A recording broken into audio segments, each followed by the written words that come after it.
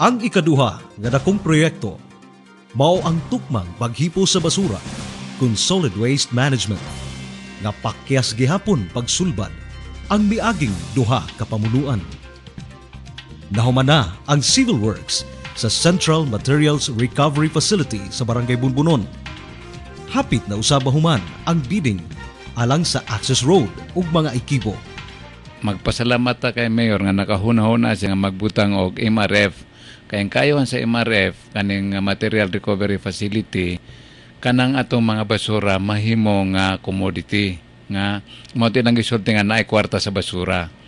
Kung kanang sa Material Recovery Facility, ang 80% na siya mapakinabangan sa mga tao. Kung wala MRF na siya, dili na mapakinabangan. Every day, natay 100 tons, unsa na mahitabo sa atong iligan. Pero karon nga pagbutang sa MRF, kanang hinuon nga baho nahimo nga kwarta. So kay Mayor Lawrence Cruz, salamat kay Mayor sa aning project and we hope you have to continue with this kind of project.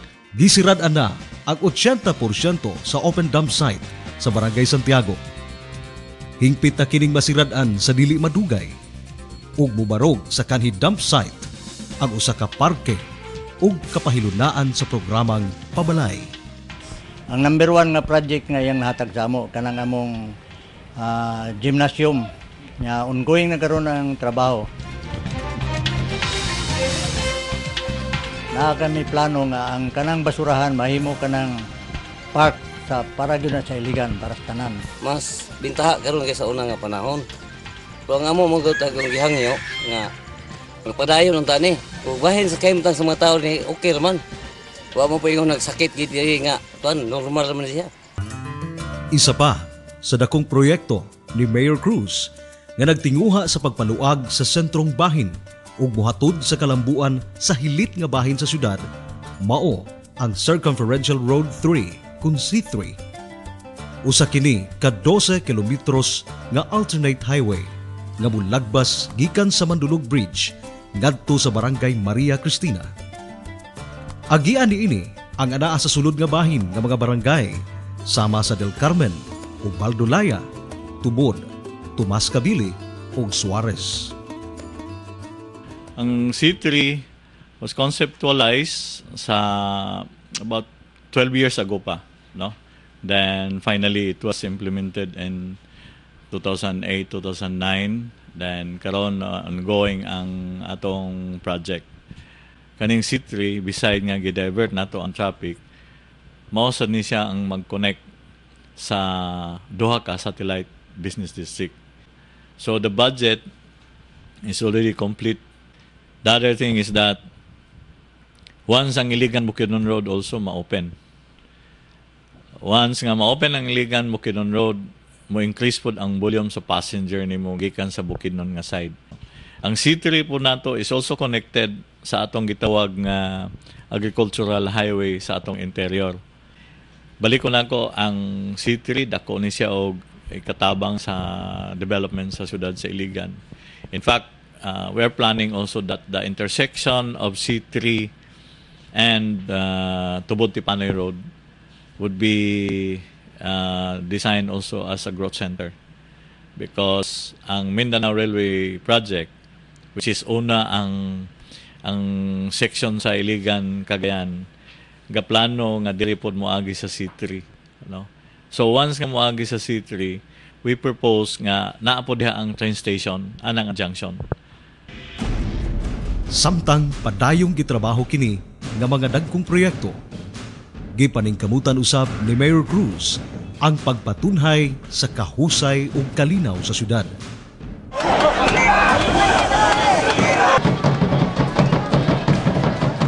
Gikinahanglan ang kalinaw alang sa kalambuan. Ang labing dako nga hulga sa kalinaw sa Iligan mao ang MOA AD kon Memorandum of Agreement on Ancestral Domain tali sa Philippine Government ug MILF. Ang MOA AD nagtinguha nga mopahimulag sa 80% nga parte sa kayutaan sa Iligan. Kung wala kini babagi, dako unta nga kagubot ang mahitabo sa atong dapit ug sa tibuok pulo sa Mindanao. Gawas nga mahiaguman sa atong dakbayan ang dako nga pagkunhod sa iyang kinitaan nga makabalda sa mga batakang serbisyo sa mga katawhan. Nasiguro ang kalinaw sa Iligan, human giimbalido sa Korte Suprema ang MOA AD. Kini tungod sa walay kukahadlok nga pagbabag sa mga Iliganon. Pinanguluhan ni Mayor Cruz kauban ang Zamboanga City ug North Cotabato. Isa pod sa nakahatag og kalinaw sa Iligan, mao ang pagtukod ni Mayor Cruz sa Task Force Depensa Iligan. The Joint Task Force Depensa Iligan was created after the KK. I'm referring to the Kulambugan and Kauswagan incident in 2008, wherein the city of Iligan was threatened by the MLF. It was during the time of Mayor Cruz, through an executive order, he created the Joint Task Force Depensa Iligan. The Joint Task Force Iligan is a task force composed of the PNP, the Armed Forces of the Philippines, and the civilian component, which is headed by the LGU. The Joint Task Force Depensa Iligan is effective in a sense that during my time, for the last 8 months, there is no bombing incident in Iligan. The Joint Task Force Iligan is headed by the mayor himself. This is a unique joint task force because it is headed by the mayor, and of course the executive director is Kagawad Boy Abragan, and I am the force commander, meaning I do the field work, I do the legwork, while the planning is being done at the level of the mayor. The Joint Task Force Depensa Iligan is composed of the mayor, the executive director, Kagawad Boy Abragan, and of course, being the task force commander, my deputy is Lieutenant Colonel Joby Maxuy, and of course, all the CBOs and volunteer organizations in Iligan City.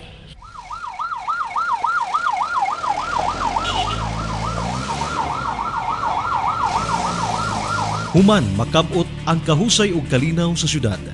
Daw takulahaw usab nga misulpot ang kumpiyansa sa mga magpapatigayon. Pila sa makapamatuod niini ang Gaisano Super City Mall, Unitop, Highway 30, Squareland ug uban pa. With our convincing power to them that you don't have to worry, Iligan will protect you, the local government will see to it that you are safe in Iligan.